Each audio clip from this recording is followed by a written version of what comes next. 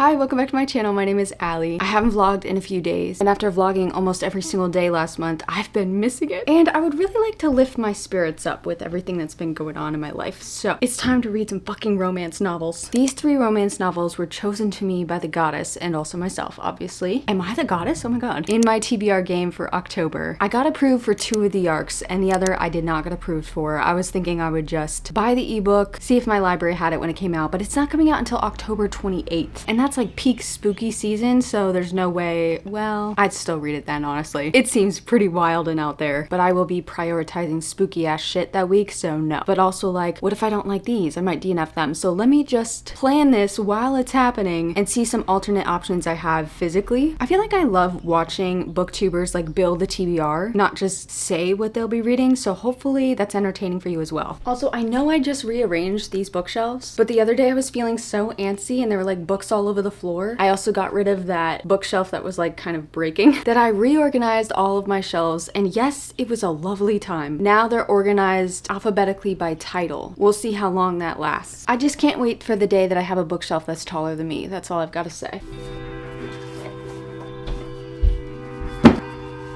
All right, I have 4 alternates here, ones that I would die to read right now. Also, by the way, this one is historical romance, and this one is like goofy, dark romance, which lately I have been eating up. Another potentially goofy, dark romance. I feel like this one's gonna be less goofy than Lights Out, which is the one that was published first. I have to try this out. Also, yes, I am ovulating. This is another one I'm dying to try. This cover is like not it, but its benefits, wait, I can never just say this. I have to like take 3 takes. Enemies with benefits to lovers, which is one of my favorite fucking subtropes. And then we have 2 sweeter options. This one is slightly magical, I hear. Becca, you were the reason I bought this book, by the way. I don't know that this is like steamy though, and I'm feeling some steamies. Also, yes, Wood is my favorite song in the new Taylor Swift album. Thank you. And then I've been having such great luck with Mariana Zapata this year. I read the first chapter last month and I was already sucked in. These are a slow burn though. But damn, a slow burn is so good. And now I just want to read all of these. So I think I should read the first chapters of the ones I haven't started yet. That's what I'll do right now / today. I always think like try a chapter is only gonna take 20 minutes. And it's like, actually no, that's like 100 pages of reading. It's like a third of a book. But honestly, I want to taste them all.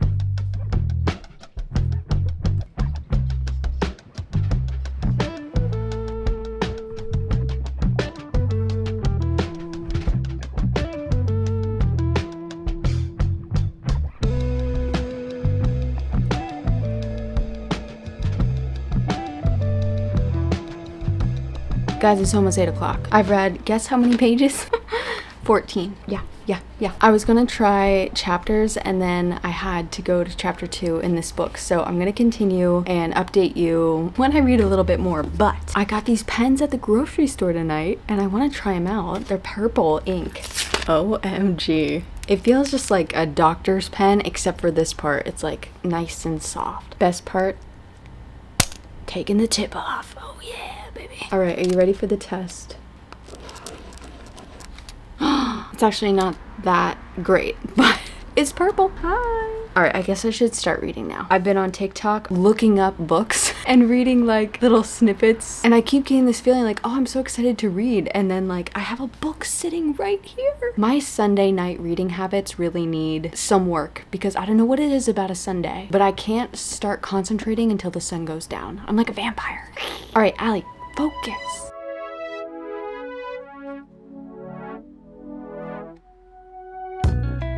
I die when you cry.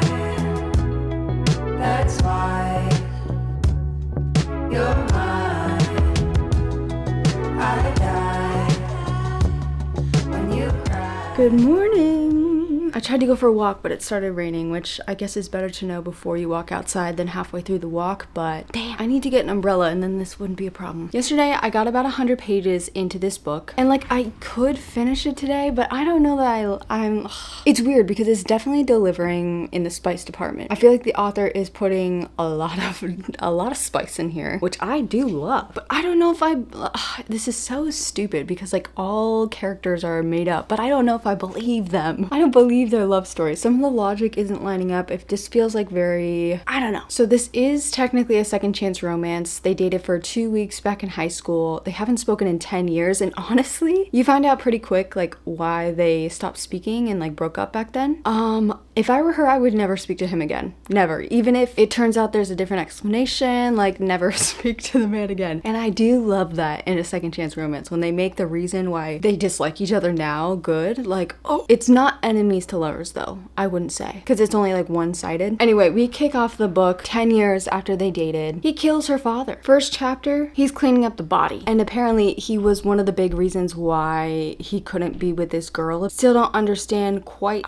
I don't know. Also, it turns out that she has an OnlyFans. On the back of the book, it says that Junior follows Lauren online and that he can't stop obsessing. They made it just sound like Instagram or Facebook or something. But no, she has an OnlyFans, which was very exciting to see. She's also very active in like the sex work community. So she's trying to get politicians to make better laws to protect them, which is very cool. But like he's been following her for years, knowing who she is, but using an alias. And he pays her good money and they've been messaging each other sexy stuff for the last few years, and it's just weird to me that she doesn't know who he is. Like, that would piss me off so badly. Which is funny because like in this book, he breaks into her home and like sets up a camera. And yet I'm more pissed that he hasn't revealed who he is as he's paying her like thousands of dollars a month. So yeah, it is super spicy. I'm enjoying the spice. There was kind of a cringy scene, and it might have only been cringy to me, but he requests like a private video from her that I thought was gonna be like, I mean, it was hot, but the cringe comes in because he's alone in his room and they are somehow talking to each other and like actually sharing dialogue. Ugh.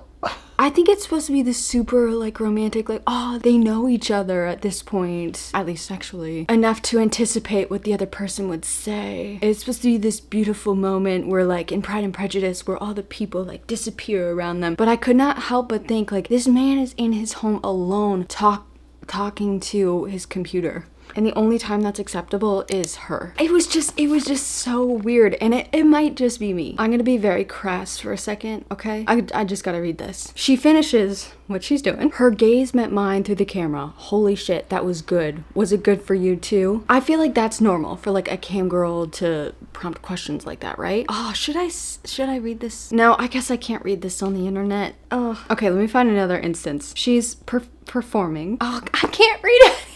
Okay, she's basically saying that she's turned on. And he says, I bet you are. And then he says, you took your damn time getting us here low. She can't hear you, bro. She cracks her eyes open, a mischievous smile splitting her face. So grumpy. Like, how? And honestly, he gets freaked out in the moment. He literally hits the pause button because he's like, oh my god, is this live or not? But then he says, she probably clocked my impatient streak from past sexting sessions and was now using it against me. But like, what?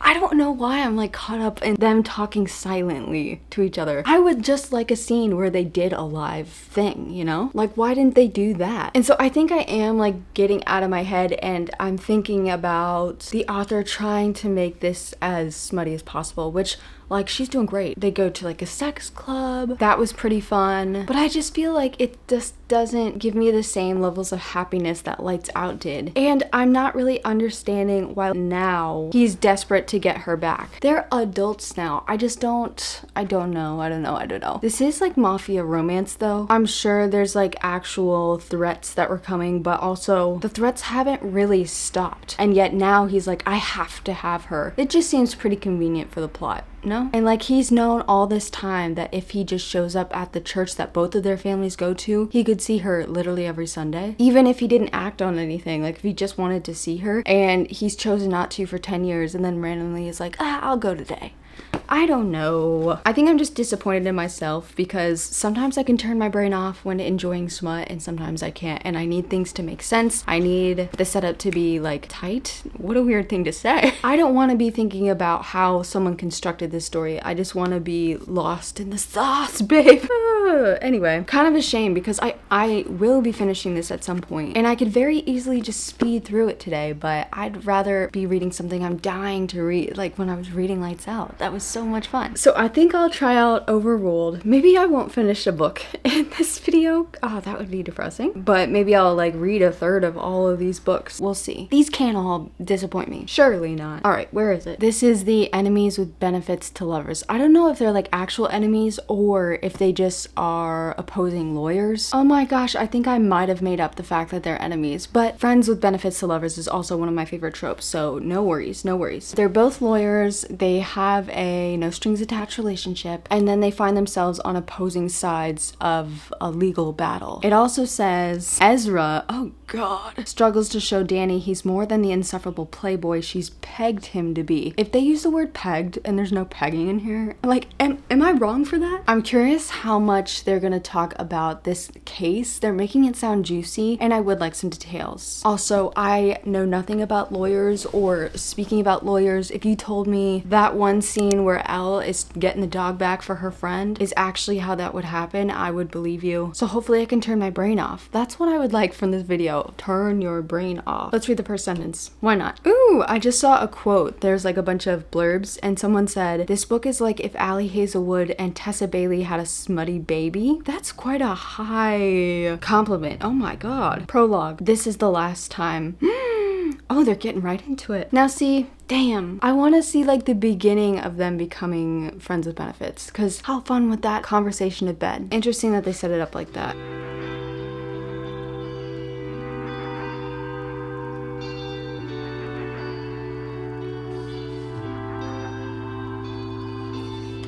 I'm scared I'm like already over my romance mood.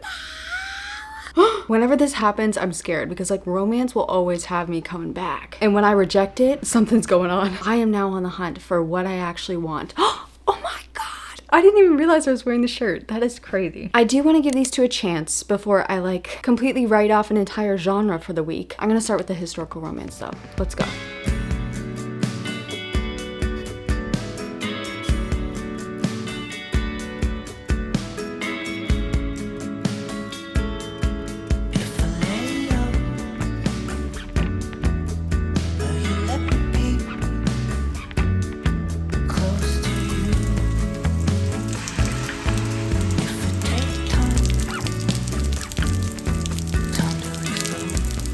Alright, it's now Monday afternoon, verging on evening. It's like 3 p.m. I'm nice and clean. I can't describe how good I smell right now. You'll just have to imagine.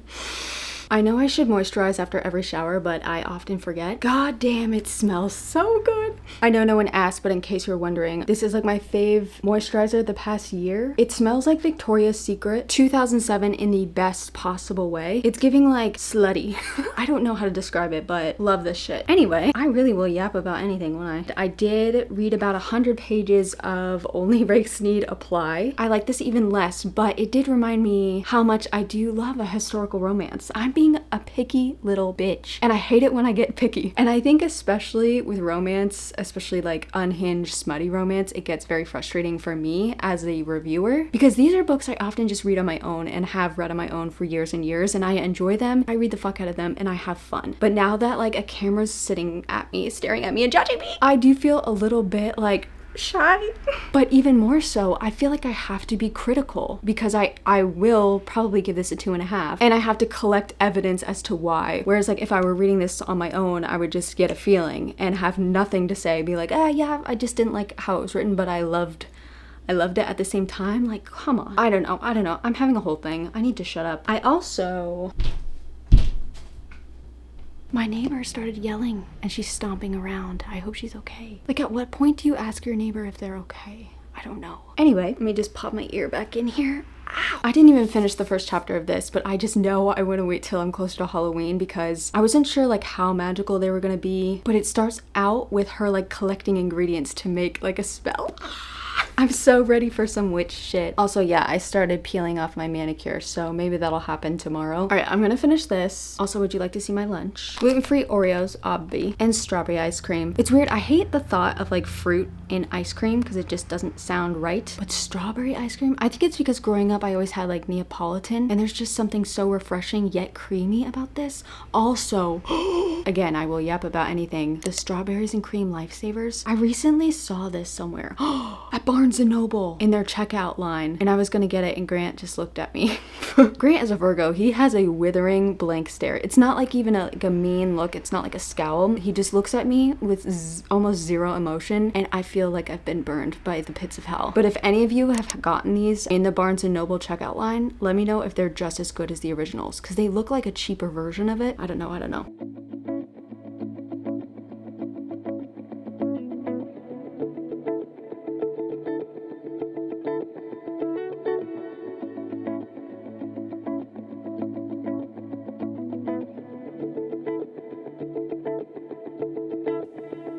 Saw you run across this way, stoned and drunk across this way.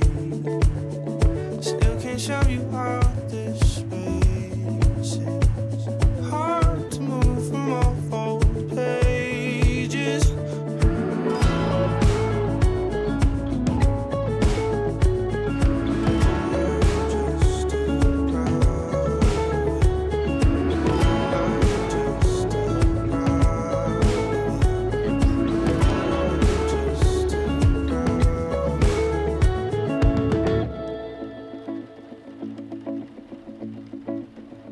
I dream inside this box of mine,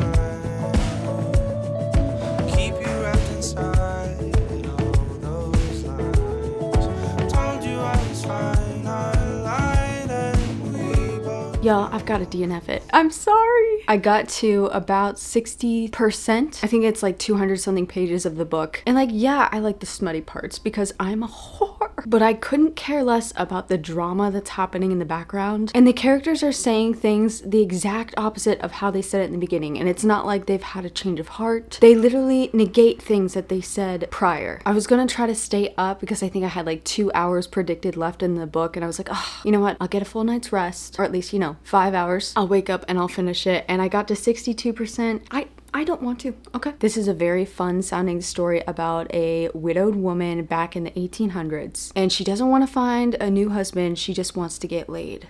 Oh, love it. So she and her friends and her sister kind of joke about making an advertisement in the paper for like woman seeking man, blah, blah, blah, blah, blah. And then the dude, Julian, finds out about this and he's very good friends with the our main character girl. And he's like, oh, if you wanted to get laid, why didn't you just ask me? So then they start this relationship, but it's just so annoying. First of all, the drama is that this advertisement got out. And like, obviously, but also the love interests were so adamant about like this just being physical, no strings attached. And that's exactly what's happening, except for the author is saying things that like, well, I want more, but it's like they haven't even acted like they wanted more. It's just them hooking up. So I don't know. I think the author wants this to go in a direction which, they're gonna fall in love or they are in love, but it's not being described as like they're yearning or that they're acting in a way that they hadn't agreed upon, except everything that they're saying, like the dialogue that they're having between each other, but not in their head. They're like, we agreed to do only this, and it's like, that's all you've been doing. So I'm getting frustrated, and that's when I know I need to stop. So I'm just gonna make up the ending here,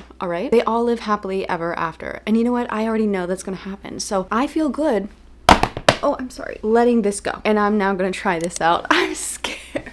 I'm scared. Let's read the first sentence. If I don't like this, I'm not doing it. Okay? As this is downloading though, I will say I'm glad I DNF'd. I'm such a big supporter of DNFing because it's like, why put yourself through it if you know you're not gonna like it? But at the same time, I do feel annoyed that I haven't completed a book. And I know that's in my head, but like that is quite a satisfying feeling. So maybe someday soon. The dedication. For everyone willing to brave the woods. Happy hunting. Author's note. Oh, I don't want to read all that. Chapter 1, Claire. Okay, that means we're probably getting dual perspective. I don't know why I haven't been vibing with that lately. I do like a one-person perspective. Honestly, sometimes when they make the man's inner thoughts come in, I'm like, I suddenly don't like. He was like dark and mysterious before, but now he's like a whiny little baby, I don't know.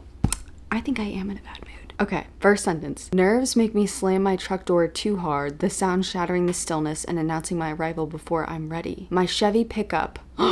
Chevy pickup. I'm sorry, you already know where my head's at. Bella, where the hell have you been, Luca?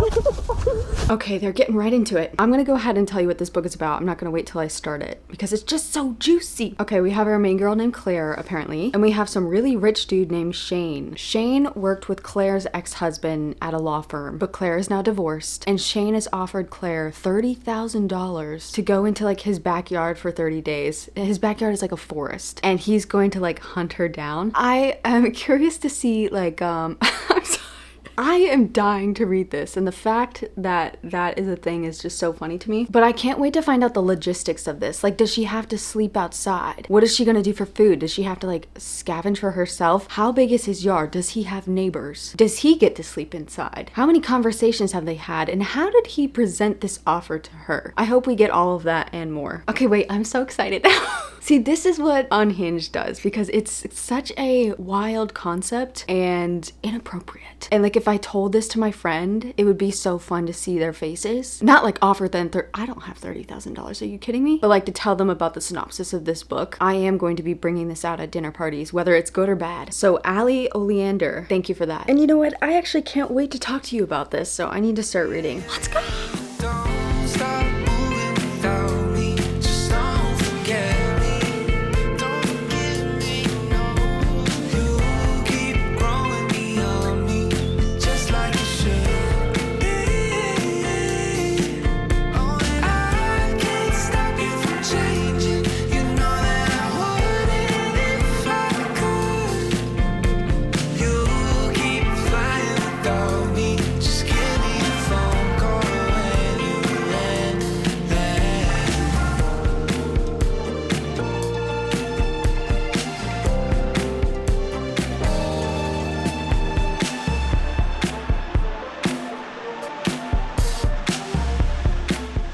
Okay, this is what I'm talking about. I've gotten 14% in and oh my god.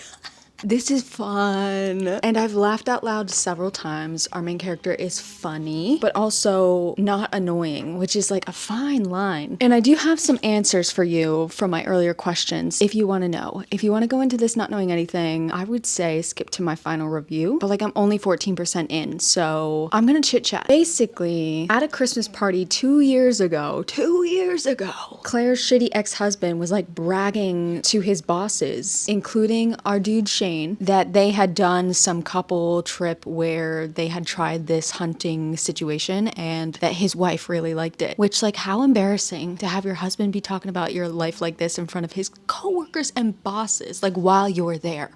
And he was cheating on her at the same time. Icky, icky, icky, icky man.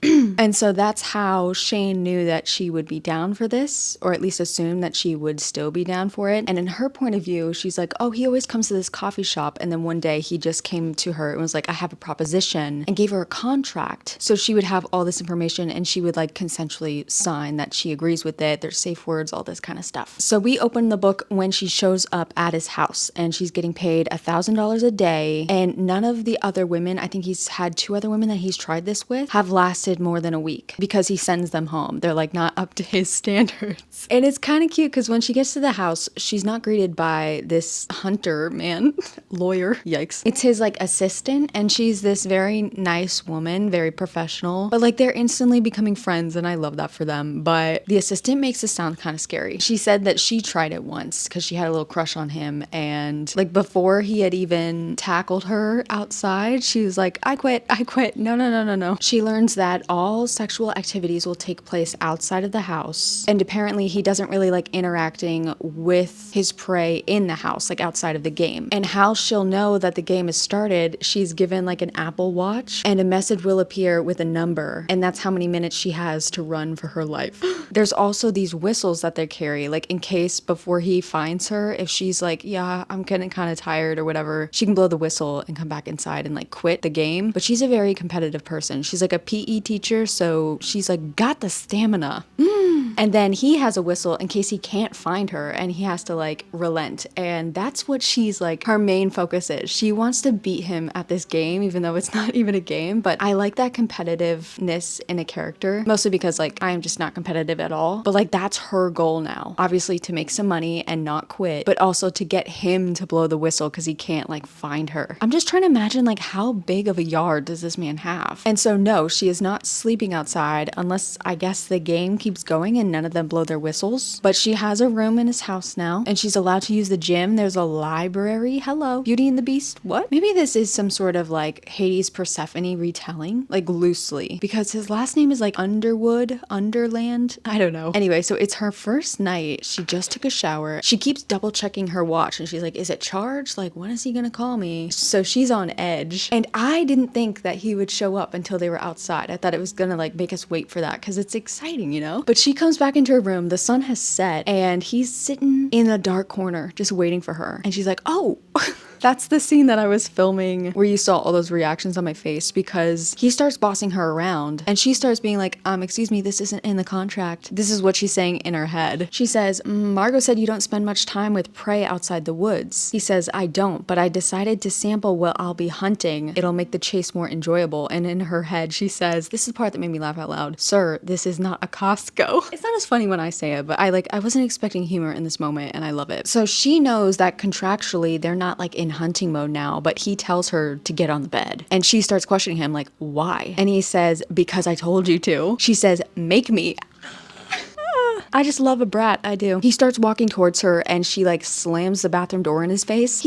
He kicks the fucking door in and she scrambles out the window onto the roof. I couldn't believe it. It's turning into an action movie in the best possible way. I don't know why. I love a little action in my romance. So it turns into this battle scene and that's about when I stopped filming. But like, wow, I wasn't expecting them to get into it so quickly. She's on the roof. She's expecting him to come onto the roof too. So she goes to the other side and she starts getting down and then he grabs her legs. And instead of like falling where he'd catch her, she decides to like kick him and then literally just like fall on her back on the ground, and she like gets the wind knocked out of her and he's literally cursing like, what the fuck? Like, this girl's crazy. And for a crazy man to say that she's crazy, like, wow, she's really done something here. She ends up running into the woods and he tackles her, literally drags her like a doll. And then yeah. And this isn't even like the game started. It was very exciting. And then we got his POV and we learned a bit more about his first time meeting her, becoming obsessed with her. So right now, as I stopped, she like the next day, she got an alert that she has 7 minutes to get out into the forest. Hopefully she's wearing shoes this time because it sounded painful. Stepping on a pine cone? Ooh. Anyway, yeah, I'll be reading this. See, this is the kind of thing, like, if it's not written well, the story is such a gag that I'm like, I gotta turn the page. But actually, it is written pretty well. There was even a line that I underlined, not because it was, like, salacious, but I like the imagery of it. I just like it when authors personify things. The narration said, the trees beckon, branches outstretched as if drawing me into their embrace. That is good. Oh, another funny moment.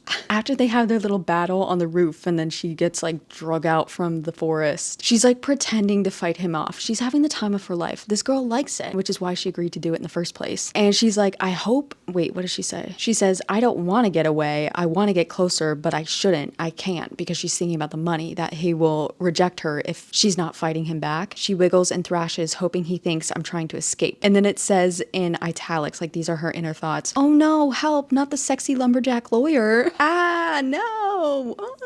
I'm sorry, this is so funny. I love this. Anyway, I'm kicking myself because I could have read this yesterday. Anyway, I'm at 14% now, like I said earlier, and I guess I'll update you when I'm halfway through. My predictions for this book, again, they're gonna fall in love. I think her ex-husband is gonna come into play because that little squirrely rat of a man, I'm sorry, I love squirrels and rats. I don't mean to put that on them, but he's a worm and he is texting her. She has not responded ever since they got divorced like 6 months ago, I think. But he still calls her and he's like, I still think about you. It's like, bitch, why are you cheating on her for like 2 years? Crazy behavior. Crazy. She just needs to block him. I don't know why she hasn't blocked him yet, but whatever. What's really funny though is that the Shane dude is his boss. And Claire keeps bringing it up in her thoughts. She's like, well, maybe fucking his boss will make me feel better. You know what, girl? I think it will.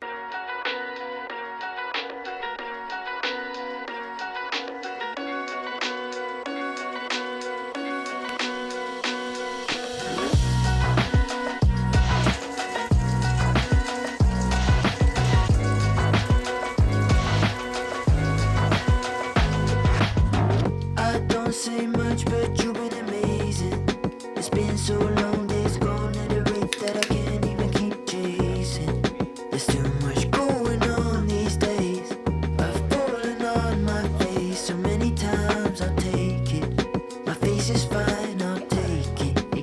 All right, I'm halfway through Willing Prey. You can't even like, this is just a document with the title on it. Willing Prey. And yeah, it has been fun, except for where I just left off halfway through the book. It got very serious and kind of like, oh, and even I was like, oh, is that okay?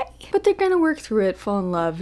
It's already like 22 days into this 30-day situation, so like 50% more. What's gonna happen? I would love to find out. I'm still really liking it. Honestly, like it's a 4.25 right now. I will say, if you're only like a one or two scenes kind of smut reader, I don't think this is the book for you. It goes hard. It is quite frequent. There are long scenes, and it's gotten to the point now where it's like, all right, you crazy kids, we get it. But it's still very fun, especially if you take breaks like I've been doing, you know, eating, chit-chatting with Grant, watching YouTube, etc. I can't give you any like specific details. Also, like not too much is happening besides the, you know, but there have been some cozy elements too, and that's my favorite kind of unhinged romance. I'm thinking specifically like these two, where the concept is wild, but also like they just want to eat dinner and watch TV together. There were some scenes of that in here, and it was pretty cute, okay? Something that will annoy people, and it is a little cringe to me, but you know, it's gotta happen in one of these kind of romances. There's like a cringy kind of nickname. I don't know that it will be cringe to everyone, but I feel like it will be. Just because he's repeating it so much. Like one time, sure. Every now and then, sure. But that's like all he calls her, and it's just, it's not natural. I don't know. It doesn't roll off the tongue. Also, I'm sorry. Is my window open? Okay, no. Whew. I know I started off like with this, right? Except there have been a couple more things. Just a couple. Several times now it says he sinks his teeth into her neck. And then there was a scene of her opening her mail and she goes, oh, paper cut. You're kidding. And then she's joking with her friend who is rightfully very concerned about this whole situation and is checking up on her. And someone brings up something like, well, he has the kind of curse that all successful rich men have or something like that. And our main character goes, he's not a vampire, is he? Come on. There's gotta be some sort of connection. I know I'm not just making this up. I'm sorry, I ate that paper cut scene. I'm sorry. Paper cut. Ooh, I'm in a great mood thanks to this book. Oh, I love it when that happens. But again, do not read this if like you don't like smut. And this is like questionable smut, okay? I'm just gonna, you know, you're an adult. You can do what you want, okay? I've just warned you and now we're good to go. Since I won't be able to tell you anything that happens except we know, because this is a romance novel, that there is going to be a happily ever after. All I'm gonna be able to talk to you about is like whether I like the rest of the story and whether it progressed at a good pace, etc., etc. I'm going to take bets as to how frustrating this third act is going to be. I think I know what they're going to line up, and if it is what I think it is, it's going to be cheap and it's going to piss me off and it's going to make no sense. Total miscommunication. So I hope that's not it. Anyway, tomorrow is the last day I had scheduled for this vlog. But now, like, this book is reawakening, like, why I love romance. I got scared yesterday, I'm not gonna lie. I was like, oh shit, is it over? Is it over? Dumbest thing I ever thought in my life. It's never over. I did get a book in the mail today. I had a really annoying evening the other night, and I had a weak moment, okay? At least I don't do drugs. And I bought some books, including one romance. Okay. I can't read it tomorrow. I think it'll be closer to Halloween because it is paranormal. Wait, where did it go? It's right there. Soul Searching by Lila Sage. I just love her covers, and I like how this is slightly different than her other ones, but also there is a nostalgia to this. This is just so pretty, and her tattoos are so pretty. I think he's a werewolf. I don't think I made that up, right? Oh, she can see ghosts. Wait, I think I actually made up that he's a werewolf. I didn't make that up, right? There's definitely ghosts. Oh my god. I swear to god, if this is not a werewolf romance, that's so funny. I mean, he's giving kind of werewolf face in a hot way, but that's cool. Ghosts. I do love reading about ghosts. So now I have like 2 magical romances. That's exciting. But tomorrow I was thinking I would read this just because I know it's an easy win, but also it's like 600 fucking pages. And I read about 30 pages an hour. So that's like 20 hours of reading. Yeah, I don't think that's happening. I wanted to ask though, do you have any historical romance recommendations? Because this book did remind me of the fact that I love reading it. And oh god, I forgot to ask this yesterday. I want to read, I think I've said this in another video, but like a different historical time than like 1800s London. I want like ancient Egyptian romance and not like a general fiction romance, like a true romance book that's set in a historical time that I don't like read too much of. Also, LOL, I'm sorry to bring this book up again. Like, we get it, Allie, you didn't like it, but there was one scene in here where I think this was right when I stopped it. He literally said, "I burn for you." Like, come on. Anyway. I would also love to see, I'm sure an author has done this, so let me know. During like the 18 whatever, I'm not a historian, okay? Whenever the Bridgerton era is, I would love a romance from the perspective of two people from like the working class, and they have to like sneak their romance in their workplace. And like the handmaids, they had to be at their beck and call 24/7. How did they get a life? I don't know. But also the stakes would be so much higher because some of the stakes in like those Regency era romances, it's just like nothing compared to probably any of the people who work in these people's homes, you know? I feel like it would be a very interesting story, but also like hot because you're like sneaking around with the stable boy. And it would be cool if like they were both working at a house or something and not like a weird power dynamic kind of thing. Although I'd be into that as well. I'm shameless. What can I say? Ruby, say hi. All right, I'm feeling very chatty, so I should probably shut up.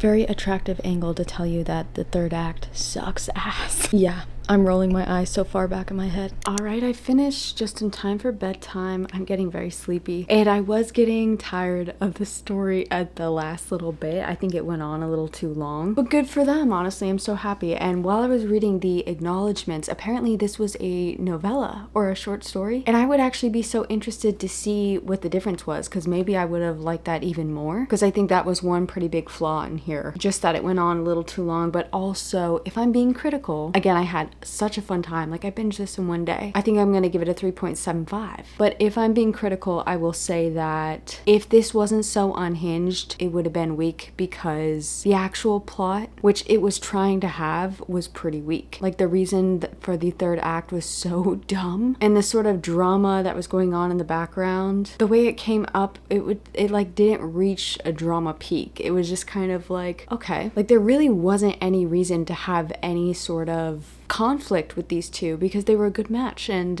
you know, they were having fun. So the conflict did feel rather forced, but like I love these two and I love that they're together and I loved how cute they were. Honestly, it was rather wholesome, but very, very, very smutty, okay? And I think I also saw at the end, like reading more about the author, it said something about that she writes about monsters. I need to look up right now if she's written a monster romance because I will be reading it. No, she's only written the novella and this one, so maybe her next book will be a monster romance? I wonder how I could get my hands on this novella. Yeah, it's out of print, so I don't think I will, but that was so much fun. I could definitely tell that this is going to be a series though, and I know exactly who it's gonna follow. It's one of those kind of romance series, which is so exciting because I really liked who I'm sure the next character is gonna be. And yeah, this is giving Twilight characters, not like the plot or really anything like that, but I feel like there are some strings I'm attaching. But why would she tease me with a monster romance? I don't know. Maybe this is just like a pseudonym and she writes monster romance under a different name. God, I want it. Anyway, I'm sleepy, so I'm gonna go to bed, but yay, I feel accomplished because I finished a book and wow, most unhinged of the month for sure. And it's only October 7th, so there we go.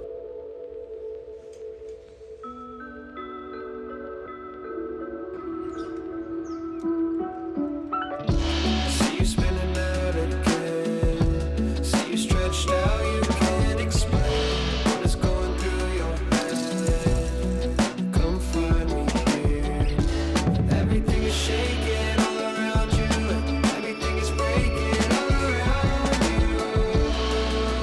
Around yeah, I did not finish All Roads Lead Here. In fact, I actually quit this vlog and the one I started immediately after it. I was just gonna accept defeat, put it on my Patreon, but then I started editing it and I was like, you know what? I have one full review, several partial reviews. I think someone would be entertained by this, so yeah. I'm here to sloppily wrap this up. I did read 66, 67, what are the kids saying now? 6 or 7? I don't even know what that means. Of All Roads Lead Here, and I liked it. I'm sure I will love it. I don't know why I couldn't buckle down and read that day, but I couldn't. And honestly, thank fuck, because this video is long enough. So in case you skipped to this section, here's the one book I finished. I give it 3.75. Great unhinged book. First half is like 4.25. And then I partially read these 4 books. I had fun, I was also frustrated, but I left, and I'm excited to finish them eventually. Maybe not this one. I'll probably finish it. What am I saying? I feel like I'm trying to come up with some great speech about like wrapping all this together, but I read some books and that's it. Okay, I'll see you next time. Goodbye.